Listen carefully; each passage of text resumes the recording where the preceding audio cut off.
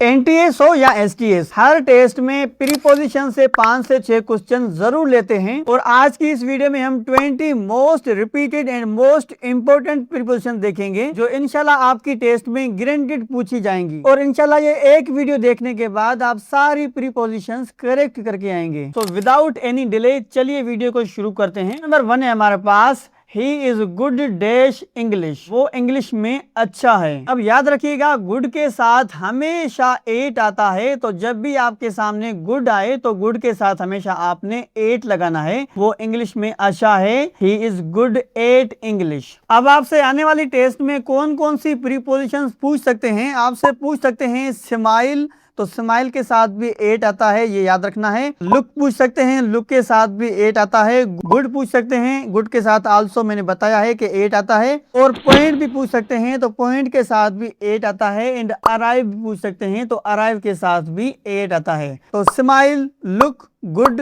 Point and arrive, इन पांचों के साथ हमेशा एट आता है। ये फिक्स्ड प्रीपोजिशन कहलाते हैं या फ्रेजल वर्ब कहलाते हैं। तो ये आपने जरूर याद रखना है, ठीक है। कोशिश करनी है कि अपनी कॉपी में ये आंसर जरूर लिखने हैं। हमारे पास क्वेश्चन नंबर 2 है। क्वेश्चन नंबर 2 में है, he is interested dash music, वो म्यूजिक में दिलचस्पी रखती है। तो याद रखिएगा इंटरेस्टेड के साथ हमेशा इन आता है, ये भी आपने याद रखना है। Interested in music, interested in studies भी पूछ सकते हैं, तो इंटरेस्टेड के साथ आपने याद रखना है कि हमेशा इन आता है, ठीक हो गया। देन हमारे पास क्वेश्चन नंबर 3 है। क्वेश्चन नंबर 3 में है, ही अराइव्ड डैश कराची येस्टरडे, वो कल कराची पहुंचा। तो याद रखिएगा सिटीज और कंट्रीज के साथ हमेशा इन आता है। तो यहाँ पे सिटी है कराची, तो इसके साथ इन आएगा, ही अराइव्ड इन कराची येस्टरडे। तो जब भी यहाँ पे सिटीज मेंशन हो, सिटीज या कंट्री हो, तो वहां पे आपने इन का यूज करना है। In Karachi, in Pakistan, in USA, in Dubai, ETC. Then हमारे पास क्वेश्चन नंबर 4 है। क्वेश्चन नंबर 4 में है, book is dash the table, किताब मेज पर है। तो सरफेस एरिया के साथ हमेशा ऑन आता है, ये भी आप सभी को मालूम होगा कि जो भी सरफेस चीज होगी उनके साथ हमेशा ऑन आएगा। जैसे टेबल एक सरफेस एरिया है तो उसके साथ ऑन आया है। On the wall, on the table, on the desk आपसे पूछ सकते हैं। जो भी चीज सरफेस के ऊपर होगी उसके साथ हमेशा ऑन आएगा। आपने कॉन्सेप्ट अपना क्लियर रखना है, ठीक हो गया। देन हमारे पास क्वेश्चन नंबर 5 है। क्वेश्चन नंबर 5 में है, ही लिव्स डैश पाकिस्तान। तो अभी मैंने आपको बताया कि सिटीज और कंट्रीज के साथ हमेशा इन आता है, तो ही लिव्स इन पाकिस्तान होगा यहाँ पे। देन हमारे पास क्वेश्चन नंबर 6 है। क्वेश्चन नंबर 6 में है, I will meet you dash Monday. तो याद रखिएगा यहाँ पे आपने रट्टा नहीं लगाना, आपने कॉन्सेप्ट को समझना है। तो यहाँ पे मंडे एक डे मेंशन किया गया है, तो जब भी कोई डे आएगा तो डे के साथ हमेशा आपने ऑन का यूज करना है। जैसा कि on Monday, on Sunday, on Tuesday, तो ऑन माय बर्थडे भी हो सकता है, on Christmas day, on Eid day. तो जब भी डे आएगा तो डे के साथ हमेशा ऑन आएगा, ये आपने कॉन्सेप्ट के लिए रखना है अपना। तो डे के साथ ऑन आता है, ठीक हो गया। देन हमारे पास क्वेश्चन नंबर 7 है।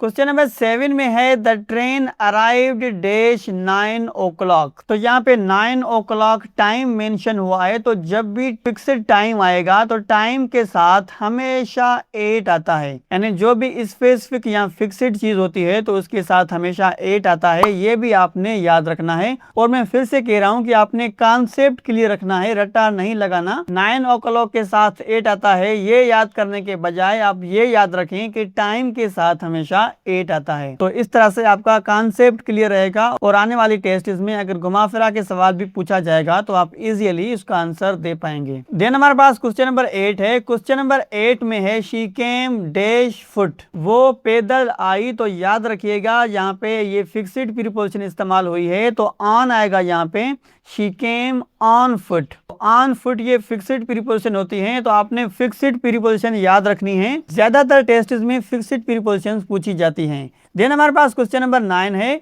क्वेश्चन नंबर 9 में है, he is suffering dash fever, वो बुखार में मुब्तला है। तो याद रखिएगा सफर के साथ हमेशा फ्रॉम यूज होता है, यानी ऑप्शन नंबर बी यहाँ पे करेक्ट होगा, he is suffering from fever. तो ज्यादातर सफरिंग फ्रॉम पेन पूछते हैं या सफरिंग फ्रॉम फीवर पूछते हैं। तो आपने ये याद रखना है कि सफर या सफरिंग के साथ हमेशा फ्रॉम आता है, ये भी फिक्स्ड प्रीपोजिशन है। देन हमारे पास क्वेश्चन नंबर 10 है। क्वेश्चन नंबर 10 में है आई एग्री डैश यू, मैं आपसे मुत्तफिक हूँ। तो यहाँ पे ऑप्शन नंबर सी करेक्ट होगा, एग्री विद यू। तो यहाँ पे एक इंपॉर्टेंट चीज याद रखिएगा, जब भी एग्री किसी पर्सन के लिए इस्तेमाल होगा तो आपने विद का यूज करना है, ठीक है। यानी जब भी एग्री यूज हुआ हो और लास्ट में जो ऑब्जेक्ट इस्तेमाल हुआ हो वो कोई भी पर्सन हो तो उसके साथ हमेशा आपने विद इस्तेमाल करना है। लेकिन अगर एग्री इस्तेमाल हुआ हो और ऑब्जेक्ट प्रोपोजल हो तो किसी भी प्रोपोजल के साथ हमेशा टू इस्तेमाल होता है, ये भी आपने याद रखना है। यानी जब भी एग्री के साथ कोई भी ऑब्जेक्ट पर्सन होगा तो आप विद लगाएंगे और जब भी कोई प्रोपोजल होगा तो वहां पे आप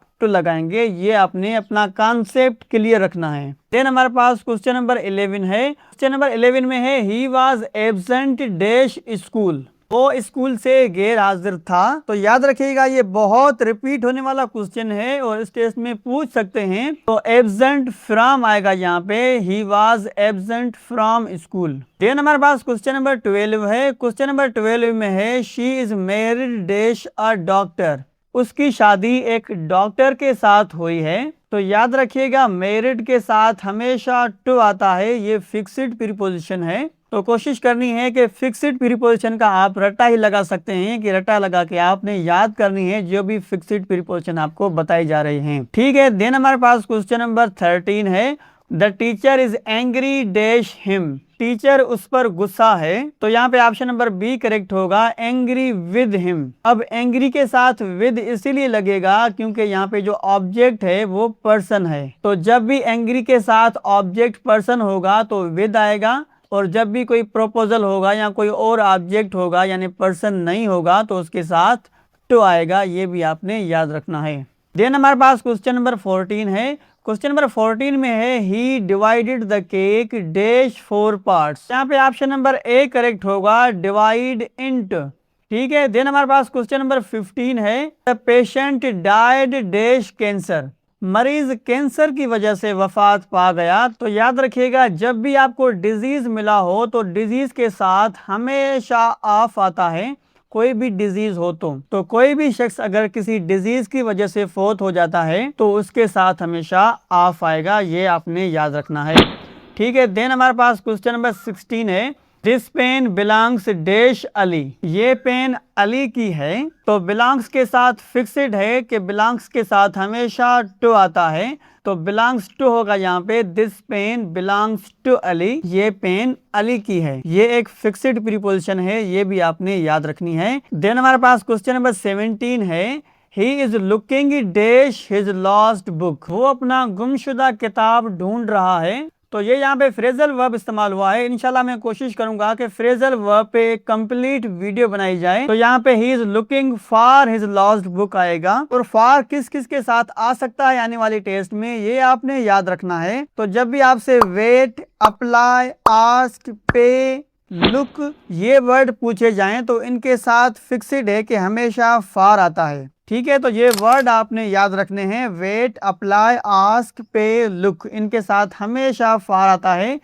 इन पांचों वर्ड से आने वाली टेस्ट में एक वर्ड जरूर पूछेंगे इंशाल्लाह। और आपसे टिप भी पूछ सकते हैं। तो टू किस किस के लिए आता है, टॉक के साथ हमेशा टू आता है, स्पीक के साथ हमेशा टू आता है, लिसन के साथ भी टू आता है, एग्री टू आता है, गो के साथ भी टू आता है। और फ्रॉम कौन से वर्ब के साथ आता है तो ये भी पूछ सकते हैं, आपने याद रखना है। रिकवर के साथ हमेशा फ्रॉम आता है, हाइड के साथ फ्रॉम आता है, सफर मैंने अभी अभी बताया है कि इसके साथ हमेशा फ्रॉम आता है, सेव फ्रॉम एंड मेक के साथ भी हमेशा फ्रॉम आता है। तो ये एक्सपेक्टेड क्वेश्चन है, आपसे पूछ सकते हैं आने वाली टेस्ट में। देन हमारे पास क्वेश्चन नंबर 18 है। The child is afraid dash darkness, यानी बच्चा अंधेरे से डरता है। तो अफ्रेड के साथ फिक्स्ड है, हमेशा ऑफ आता है, अफ्रेड ऑफ, ये फिक्स्ड प्रीपोजिशन है। जब भी आपको अफ्रेड वर्ड मिले तो वहां पे आपने प्रीपोजिशन ऑफ लगानी है। देन हमारे पास क्वेश्चन नंबर 19 है। क्वेश्चन नंबर 19 में है he insisted dash going there, उसने वहां जाने पर जोर दिया। तो इंसिस्टेड के साथ हमेशा ऑन आता है, तो ये बहुत बार क्वेश्चन पूछा जा चुका है और इस टेस्ट में भी ये पूछ सकते हैं। देन हमारे पास क्वेश्चन नंबर 20 है।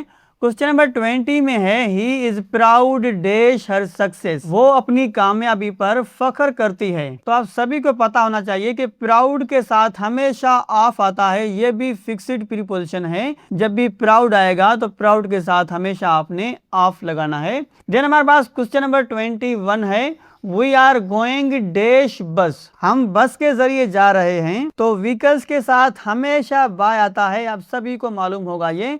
तो यहाँ पे करेक्ट ऑप्शन नंबर बी होगा, we are going by bus. Then हमारे पास क्वेश्चन नंबर 22 है the principal spoke dash the students. तो अभी अभी मैंने आपको एक चार्ट दिखाया, उसमें मैंने आपको बताया कि स्पीक के साथ हमेशा टू आता है। तो यहाँ पे ऑप्शन नंबर ए करेक्ट होगा, स्पोक टू। देन हमारे पास क्वेश्चन नंबर 23 है he is responsible dash his work, वो इस काम का जिम्मेदार है। तो रिस्पॉन्सिबल के साथ हमेशा फॉर आता है, ये भी आपने याद रखना है, ये फिक्स्ड प्रीपोजिशन है। He is responsible for this work. Then हमारे पास क्वेश्चन नंबर 24 है। क्वेश्चन नंबर 24 में है ही अपोलोजाइज्ड डैश हर मिस्टेक। तो अपोलोजाइज्ड के साथ क्या आता है, आपको 4 ऑप्शन गिवन है, फ्रॉम, एट, फॉर, बाय। तो इसका आंसर आपने कमेंट में जरूर बताना है। देखते हैं कि आपको फिक्स्ड प्रीपोजिशंस कितनी आती हैं। देन हमारे पास क्वेश्चन नंबर 25 एंड लास्ट है he succeeded dash passing the exam, वो एग्जाम पास करने में कामयाब हो गया। तो ये बहुत ही इंपॉर्टेंट रूल है, आपने याद रखना है कि सक्सीड के साथ हमेशा इन आता है और ये बहुत बार क्वेश्चन पूछा जा चुका है, यानी he succeeded in passing the exam. तो ये 25 मोस्ट इंपोर्टेंट प्रीपोजिशंस थी, जिसकी ट्रिक्स और रूल्स मैंने आपको बताए हैं। इंशाल्लाह अगले लेक्चर में हम टेंसेस के इंपॉर्टेंट एमसीक्यू सोल्व करेंगे, जहां स्टूडेंट सबसे ज्यादा मिस्टेक करते हैं और एग्जामिनर सबसे ज्यादा मार्क्स वहीं से लेता है। और अगर आप वैक्सीनेटर टेस्ट की बेसिक से प्रिपरेशन करना चाहते हैं तो जल्दी से इस प्लेलिस्ट पे क्लिक करें और बेसिक से एडवांस प्रिपरेशन करना शुरू करें। तो मिलते हैं अगले मोस्ट इंपोर्टेंट लेक्चर के साथ, तब तक के लिए अपना बहुत सारा ख्याल रखिएगा। अल्लाह हाफिज।